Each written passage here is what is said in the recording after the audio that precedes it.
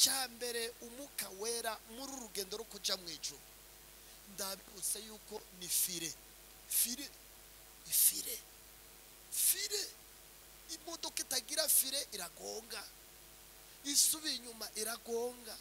Umuntu atagira umuka wera agenda agonga ibintu byose, akagonga na fire byose akagonga. Hajya Yosefu kwa Potifari yarafise fire, umuka wera yarafise umuka wera fire.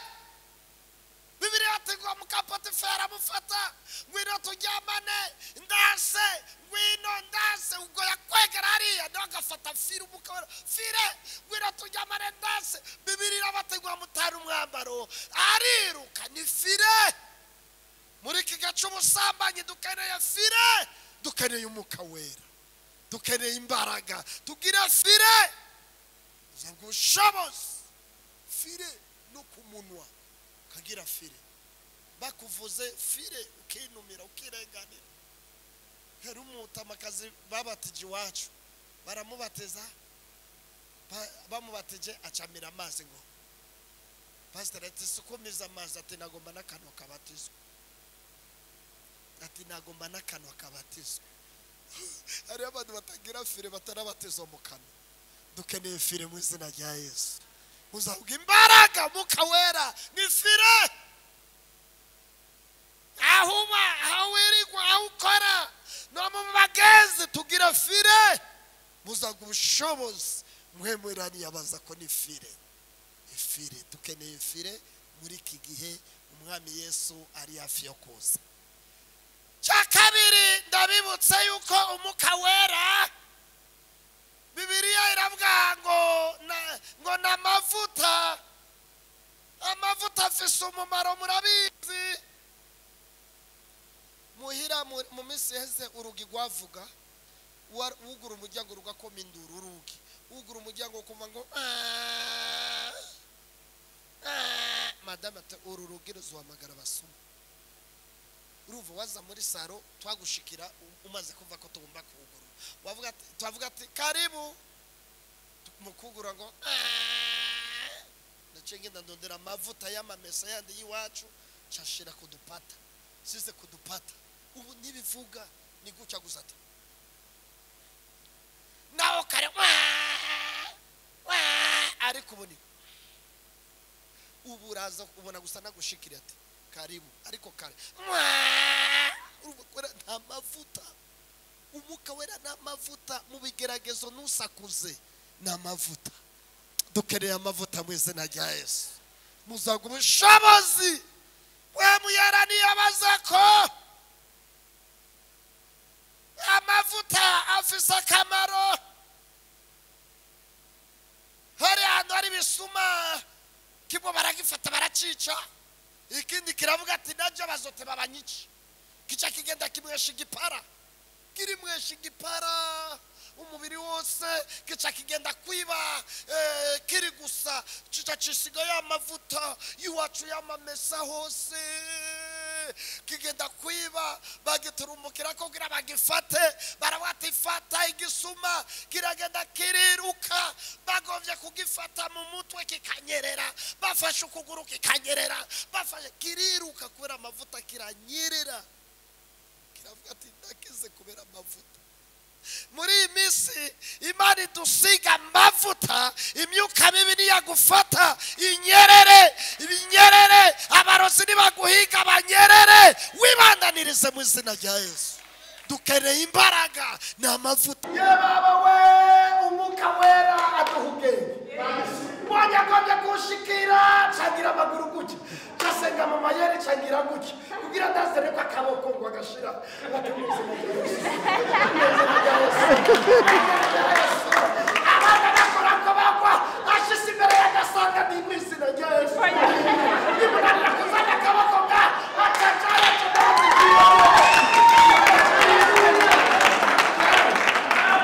Umuka wera duhuge.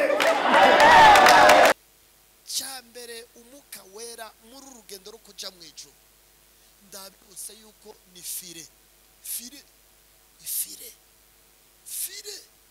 Imodoka itagira fire iragonga, isubiye inyuma iragonga.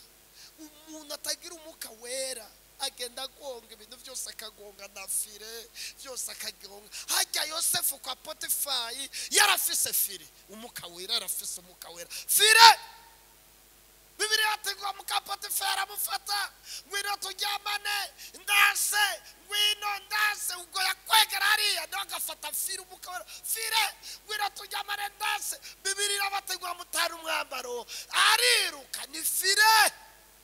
Muri iki gace ubusambanyi dukeneye fire, dukeneye umuka wera, dukeneye imbaraga, tugira fire zangu ubushobozi. Fire no ku munwa kagira fire, bakuvuze fire ukinumira ukirenganira. Hari umutamakazi babatije iwacu, baramubatiza, bamubatije acamira amazi ngo pastor ati sukumiza amazi, ati nagomba n'akanwa kabatizwa, ati nagomba n'akanwa kabatizwa. Hari abantu batagira fire batarabatizwa mu kanwa. Dukeneye fire mu izina rya Yesu. Uzavuga imbaraga muka wera ni fire. Ahuma hawirigwa awukora no mu bagezi tugira fire. Muzaga ubushobozi mwemwerani yabaza ko ni fire. Fire dukeneye fire muri iki gihe umwami Yesu ari hafi yo kuza. Cyakabiri ndabibutse yuko umuka wera Bibiliya iravuga ngo n'amavuta. Amavuta afise umumaro murabizi. Muhira mu minsi heze urugi rwavuga, ugura umuryango rugakoma induru. Urugi ugura umuryango kumva ngo madame ati uru rugi ruzuhamagara abasuma. Uruva waza muri saro twagushikira umaze kumva ko tugomba kugura, wavuga ati twavuga ati karibu mukugura ngo ndacengenda ndondera amavuta y'amamesa yandi yiwacu cashira kudupata size kudupata. Ubu nibivuga ni guca gusata nawo kare ariko ubuni ubu uraza kubona gusa nagushikira ati karibu ariko kare urubakora nta mavuta. Umuka wera nta mavuta, mu bigeragezo nusakuze nta mavuta. Dukeneye amavuta mu izina rya Yesu. Muzaga ubushobozi we muyarani yabaza ko amavuta afise akamaro. Hari ahantu hari ibisuma kimwe baragifata baracica, ikindi kiravuga ati najya bazoteba abanyici.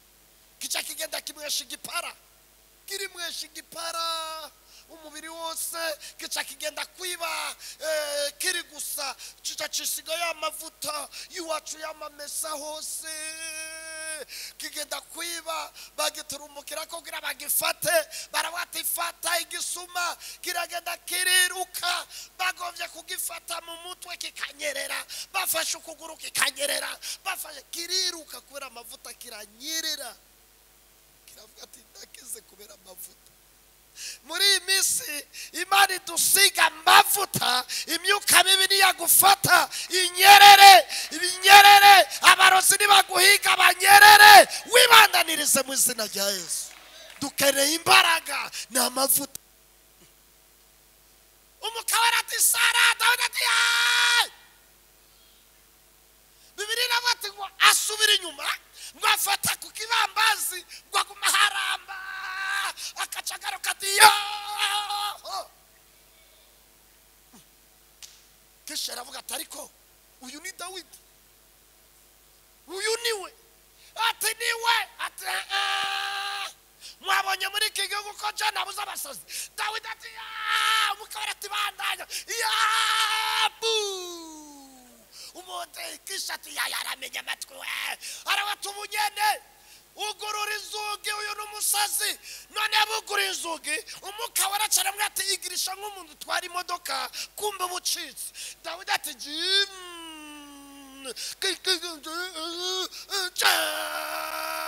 acarasohoka agaza ku irembo ati urakoze umuka wera. Umuka wera aduha ubwenge mu izina rya Yesu. Aguha ubwenge mu izina rya Yesu. muzabwa imbaraga umwuka wera niyabamara. Byaguruke dusome ijambo ry'Imana. Nimuvyaguruke mu byubahiro byanyu. Amen. Nimuvyagire mu byubahiro byanyu. Ndashima Imana impaye aka kanya ko nsubiye kugaruka ngaha, akamvuga akantu kamwe navyo menyereye, ariko reka ndakavuge rimwe, ubwirira mugenzi umubwira ati hari abaje rimwe nibasubira kugaruka, hari abaje rimwe ntibagira gute. Rero iyo ugarutse ubugire ubuntu, rero ndabishimiye Imana ko nsubiye kugaruka. Ndashimiye n'umuyobozi w'icyumba yanyumviriye ko abazinanye n'abantu benshi, rero namwe ndabashimiye cyane bona muvyagiye kugira dusangire ijambo ry'Imana. Inshuti yacu Kerema nawe nyene turamwakiriye, yego aratwigisha neza, barandamwibuka. Ebana iyo uzi ko ahagarara kwigisha ucurondera agakayi ube wandika, mu mutwe afise ibice vyinshi, jewe ntavyo nshoboye. Mbwerera mugeze bura ati kugenda uko imbaraga zawe zingana, ibyo ntavyo nshoboye kwe. No uzogenda uko imbaraga zanje zivuga gute, nugira gute, utankunze ntushobora gufasha, ariko unkunze ibyo mvuga byose urafasha. Ariko utankunze ngumurondera amakosa, ngumuvuga ati bwaratebeje, wajya govye ko nta rukundo. Umuntu wese azohagarara ngaho ari we wese uzobanza umukunde ni uzofasha, kubera urukundo rureza byose. Nagiye kuvuga ubutumwa muri Kongo, baca baravuga ati niwagaruka uzozanene n'umudami wawe. Jewe yongeye kuvuga ubutumwa ni jana jenyene, barashaka kugenda kugorana. Kirese wuntumiye yavuze ati zanana n'umudami wawe, aho ni sawa. Nawe antumiye ni jana jenyene. Nuko rero ndigisha, baravuga ati uzozanane n'umudami wawe, tuca turajana. Rero imodoka zo muri Kongo zirapakira, barapakira nk'indagara ku murongo, ukibaza aba bantu nibiki. Inyuma hicara abantu 8 cyangwa 10. Nuko madame yaronke kibanza c'imbere mu kugenda, jewe cyane cyari inyuma. Tuca tugenda tureranye n'abandi bagabo, cyangenda ndetse umugabo mugenzi wanje, kubera imodoka yari yuzuye.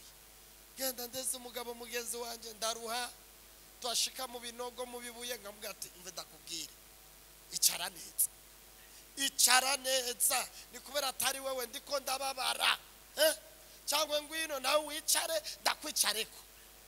Ngo pardon, sawa icara neza. Kaca twashika mu bibuye, ngavuga ati ndiko ndababara, gafuca ndamufata ati bana gira ibisusu hejuru gutya, gaca nduza ibana nazize shikayo, namubwiye amajambo nk'ijana no mu kwigisha, nabanje ndatura ndavuga ati Imana imbabarire, naje ndeze urugabo rugenzi rwanje, naje ndarubwiye amajambo menshi, Imana ikubabarire mbona kwigisha. None mu kugaruka madame abura ikibanza c'imbere, abuze ikibanza c'imbere, ye cyane cyari inyuma. Tuja tureranye, cyanza ndamureze ngaha kubera nyine abantu benshi.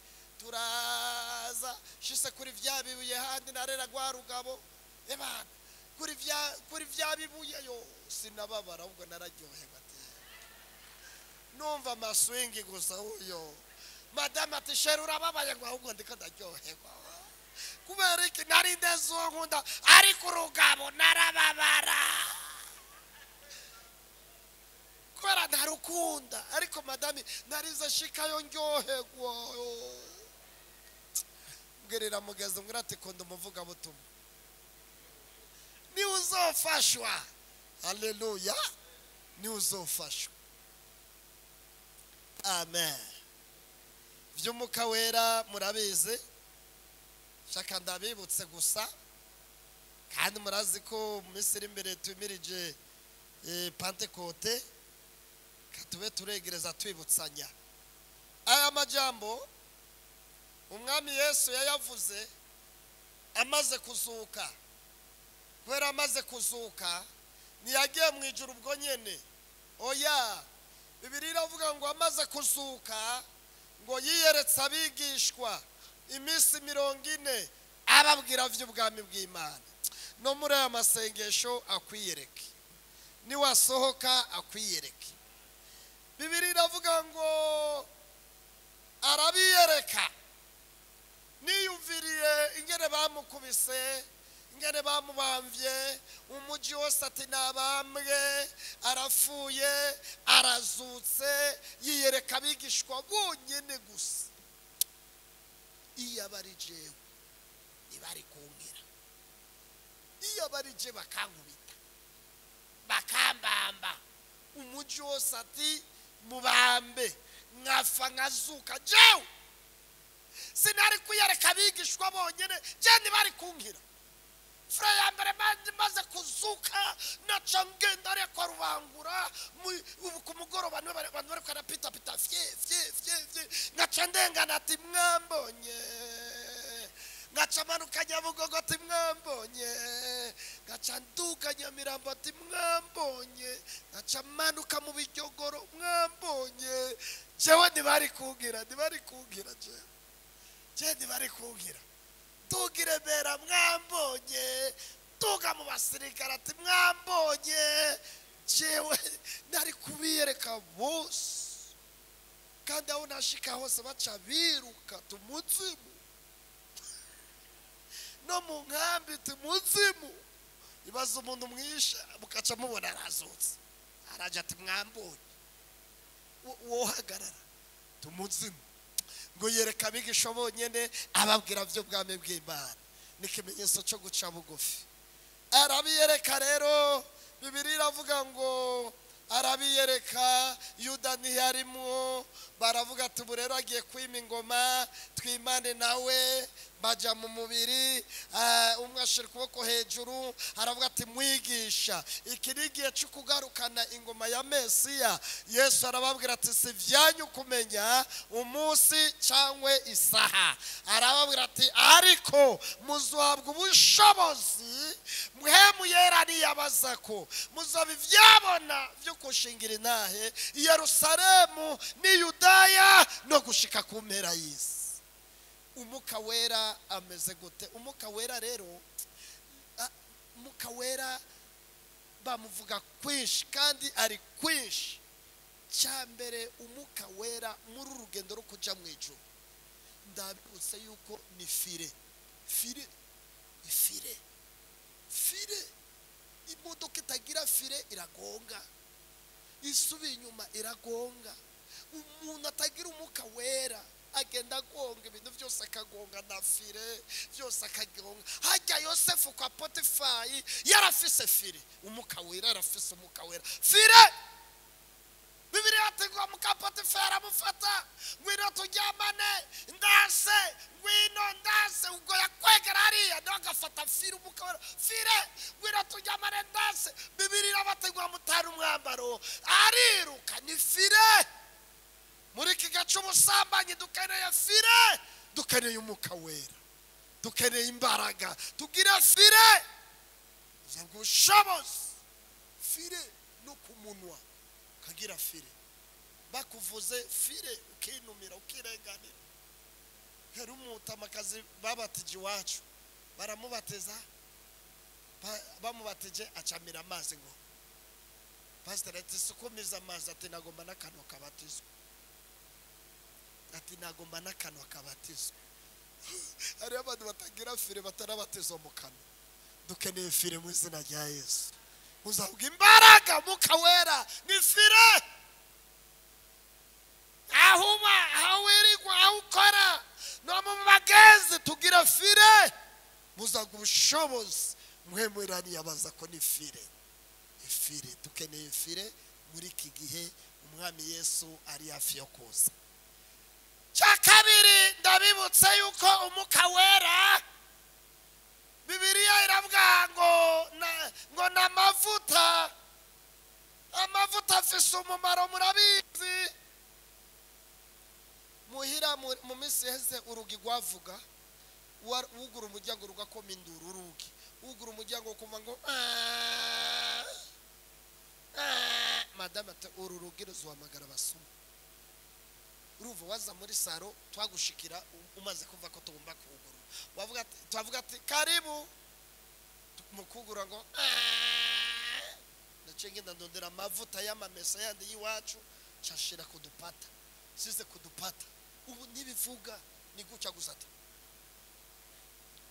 nawo kare ariko ubuni ubu uraza ubona gusa nagushikira ati karibu ariko kare urukora nta mavuta umuka wera nta mavuta mu bigeragezo nusakuze nta mavuta dukeneye amavuta mu izina rya Yesu muzaga ubushobozi we muyaraniye abazako amavuta afise akamaro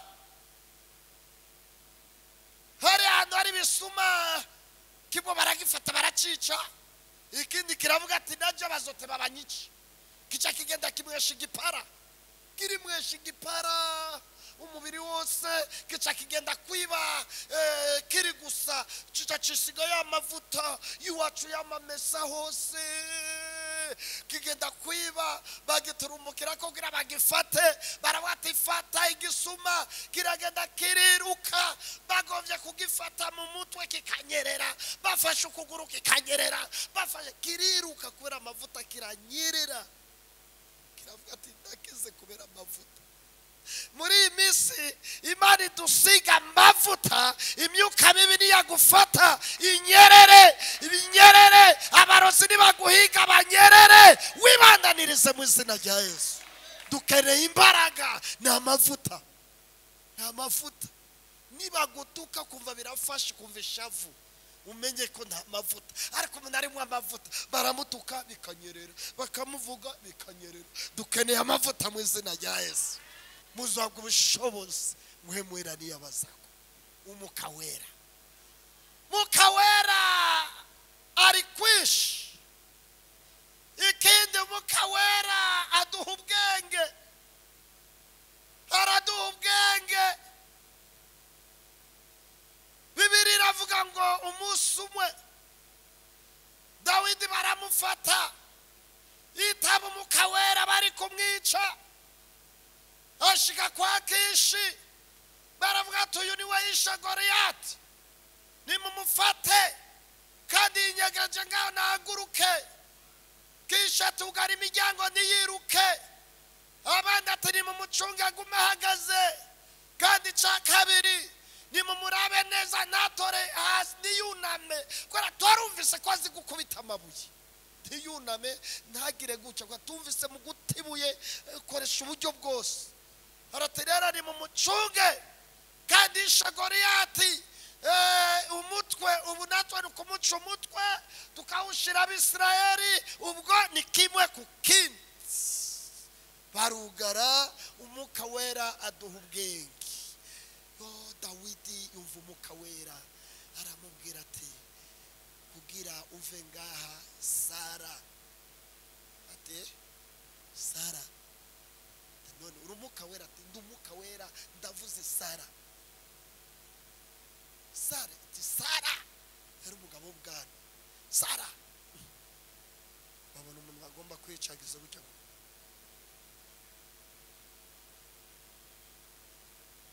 ati nyakuba erega umuntu tugomba kwica ariko araduha ibinoko ibisaba umuntu bagomba kwica agira ubwoba ariko babona Dawidi aratangiye gusaranga umukawera ati Sara Dawidi ati Bibiri iravuga ngo asubira inyuma ngo afata ku kibambazi ngo aguma haramba akacagaruka ati Kishi aravuga ati ariko uyu ni Dawidi uyu niwe ati niwe ati mwabonye muri iki gihugu ko John abuze abasazi Dawidi ati umukawera ati bandanya umuntu Kishi ati yaramenya amatwi we arawata ubunyene ugurura inzugi uyu n'umusazi none bugura inzugi umukawera caramwe ati igirisha nk'umuntu twari imodoka kumbe bucitse Dawidi ati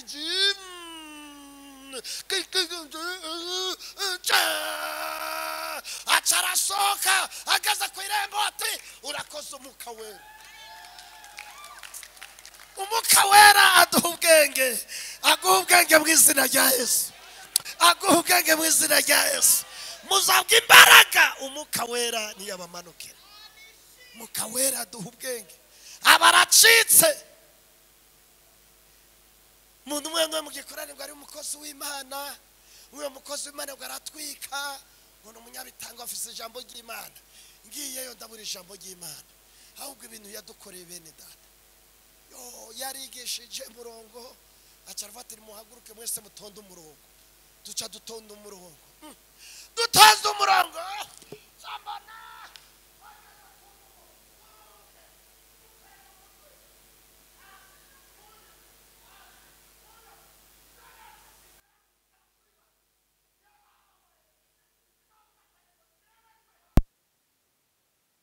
Kamera babara konje naguye hasi.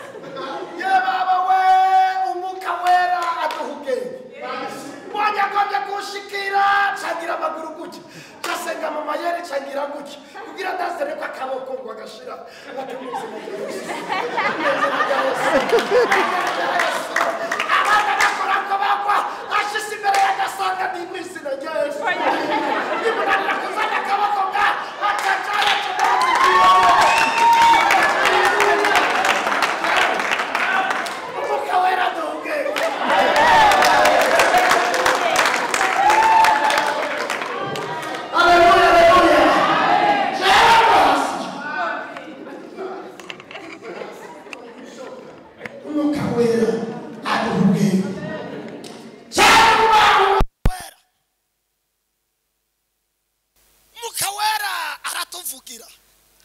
Akuvugire muri misi mu izina rya Yesu. Mu kibazo cyo akuvugire, mu bintu byose akuvugire. Umwuka wera aratuvugira ngo mwijuru dufise umuntu atuvugira. Umwuka wera aratuvugira. Ni wabona umuntu aguhaye n'igihumbi n'umwuka wera bamuvugiye. Ni wabona umuntu aguhamagaye mugasangira n'umwuka wera abakuvugiye. Umwuka wera aratuvugira.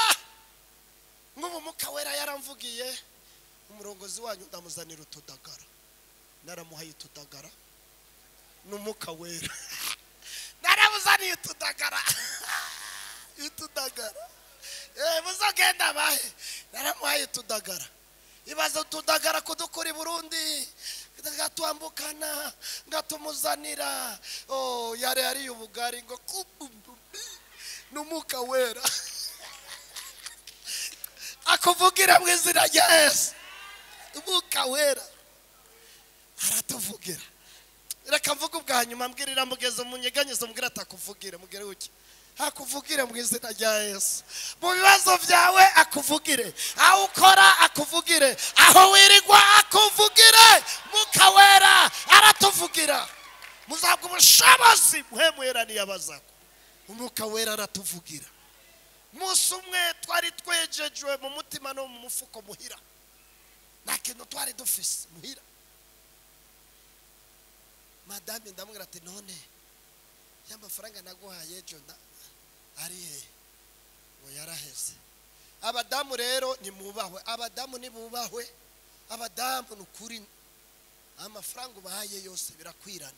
Ubaye bibiri birakwirana, umwaye bitanu birakwirana. Umwaye bitanu ngo arakugarura nakugarura aca kubwira ati vyakwiranye. Vyahuye birakwirana. Wiyende ngo arakugarura nakugarura aca kubwira ati vyahuye. Kandi wiyenze kamubaza aca kubwira ati ku botike ahubwo ongerako. Birakwirana. Birakwirana. Ndabwira ati none vyabiyayandi ati vyakwiranye. Nuko uyo munsi turabura, rirarenga turabura. Ndavyibuka mwijoro kwageza ku mugoroba ndarendera nka 6 na nusu ndarondera ndabura. Cyo gihe turigenda mu cyumba, tugiye mu cyumba saa moya camona atanguye kwayura muravyumva. Kandi sindabona umuntu yayura araba hasi, umuntu yayura araba mwijoro. muzabikurikirane. Sindabona umuntu yayuragira ngo umuntu yayuragira ngo hariya, muzabikurikirane.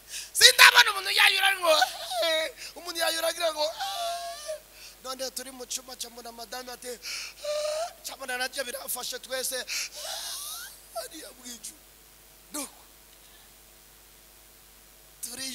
ndiyumvira ndabura saa moya ibura, imvura iragwa tuguma mu cyumba twayura. Saa moya na nusu imvura iragwa. Kumbe ari umubanyi inzu kuva hariya gushika hariya yarafise abashitsi. None hano baza guturuka imvura igwa nyinshi cyane, iwacu igwa nkeyi. Barabaza abashitsi ati mugeze ko bwije? Ati turarindire yuko imvura ishire. Bararindira babashitsi saa 2 natwe turi mu cyumba ati baravuga ati nitukije imvura ni nyinshi kandi burije.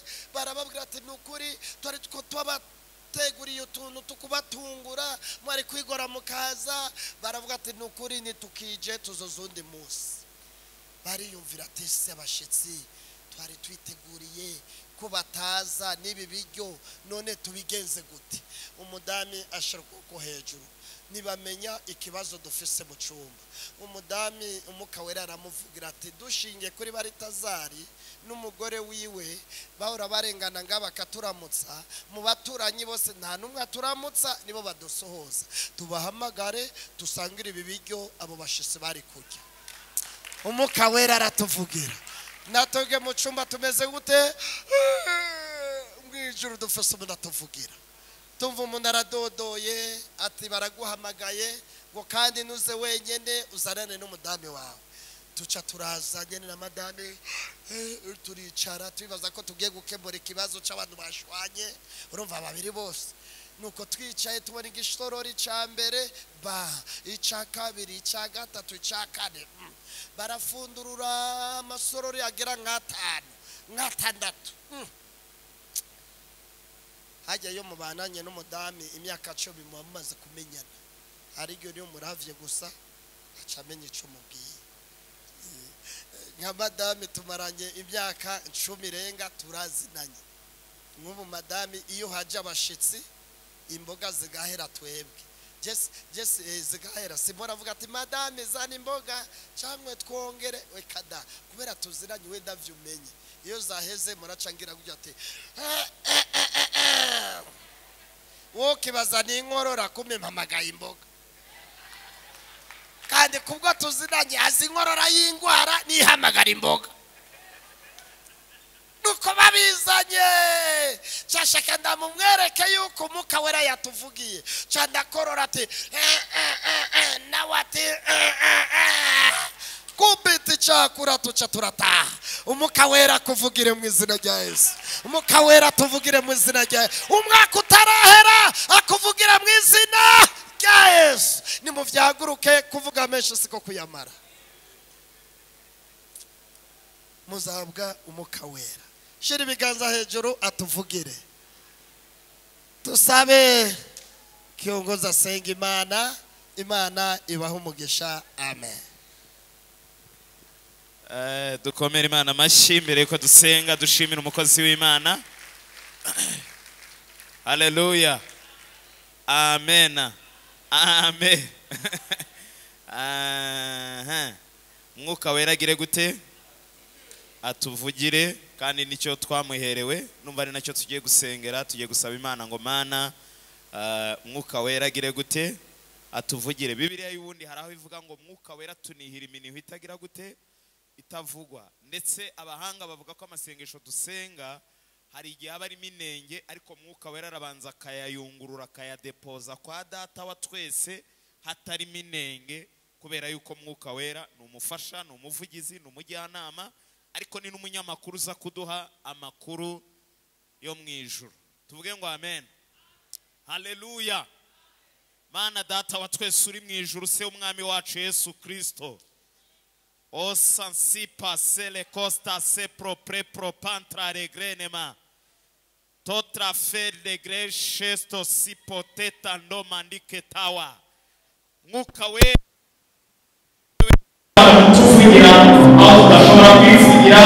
niwe watuganiriza mu izina rya Yesu Kristo wa Nazareti, niwe wakinjira akavuganira abashomeri bakabona akazi, yakugira abashomeri bakabona ibiryo, yakugira abarwayi bagakira indwara zabo, yakugira abafite ibihuha bakaruhuka, yasiga basigaga ntibace bagaca bakagira igikundiro bakagira n'ibitinyiro, yahijanga abatari bafite, yarwanira abatagira ababarwanirira, yavuganira abatagira ababavuganira, yagirira neza abatagira ababagirira neza.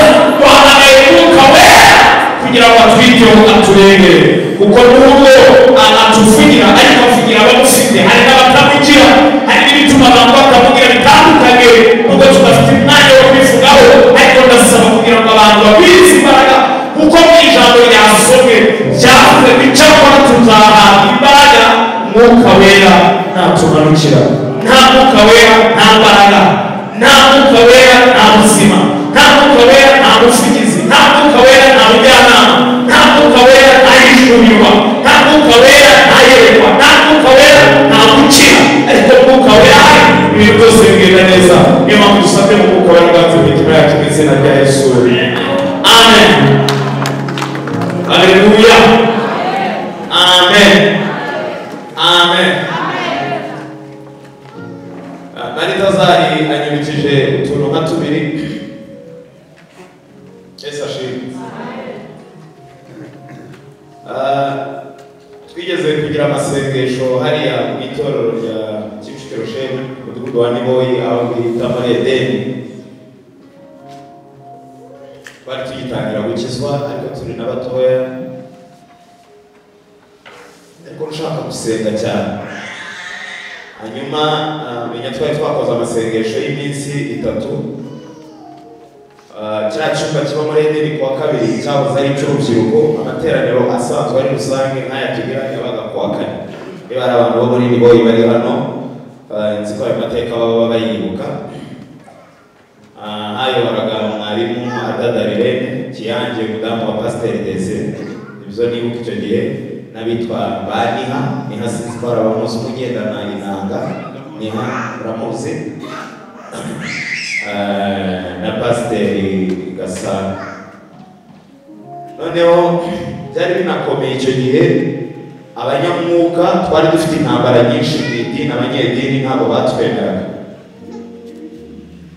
zasaga nk'ibikaze mu matorero yacu cyangwa mu idini ryacu. Noneho tuvuye gusenga kuwa kabiri, kuwa munsi wa kabiri w'amasengesho, twahanye gahunda n'abantu muri gurupe, tuvugana yuko nijoro kuwa kabiri turi burare hano munsi ya Kanjepe, habagamo urubingo n'igishanga n'uruganda rwakoraga amatafari. Sinzi ko hari ababizi bari hano. Hari ababizi? Brigitte yababizi we, na Murekezi arabizi.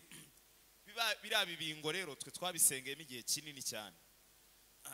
Tuvuye gusenga, nabaga hano hakurya ncumbitse kwa Bosco, ndyamye igitotsi kirantwara, kandi dufitanye gahunda n'abantu gusenga.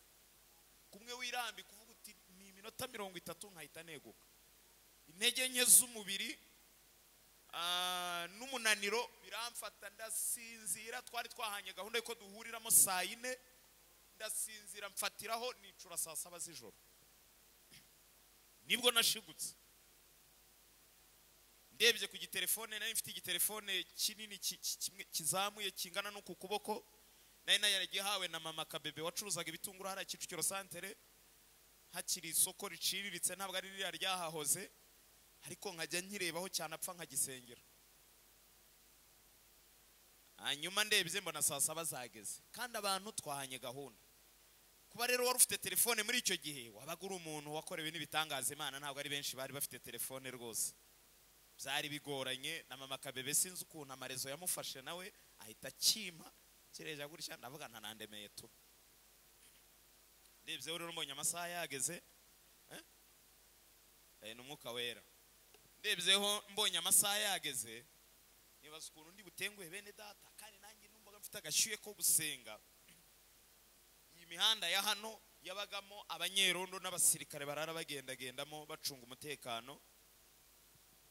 Ijwi rirambwira ngo genda kuko baragutegereje, kandi ikindi hari igitangaza ndi bukore icya gatatu, ntuce mu muhanda unyura inzira ya ruhurura, manukamo hano muri ruhurura, ndamanuka gake gake, iruhurura yose, iruhurura iragenda ikagera ahantu bita muri Afurika y'Epfo, hamwe ba Samweli bari batuye, bababyeyi bashimaga Imana kwa gatanu. Hano habaga utuzu na hariya mu Gashiha haba indaya zitera n'ibyuma, uhanyura usanga zamennye amacupa barimo bavushanya amaraso. Ndamanuka muri ruhurura, ngeze hano nkubitana n'ibibwa, ndirukanka ndabicika, ndakomeza mpitamo n'abasirikare hari haruguru, ndakomeza ngize amahirwe mbona nikubise muri urwo rubingo, bene data mbabagezeho tayari. Yesu ashimwe, amen. Ibitangaza bibiri byabaye uwo munsi. Icya mbere cyabaye nuko hari abasirikare bumvishe turimo dusenga, hari abashinzwe umutekano bumvishe turimo dusenga, bumvishe turimo dusenga, baramanuka ngo baze kureba abantu bari gusenga. Ibi ngibi leta yirirwa itangaza ngo abantu ntimugasenge, nta na rimwe leta yigeze yemerera abantu kujya mu butayu. Icyakora bajya banyuzamo bagakaza ingamba. Abantu bo muri leta muri hano mwihangane.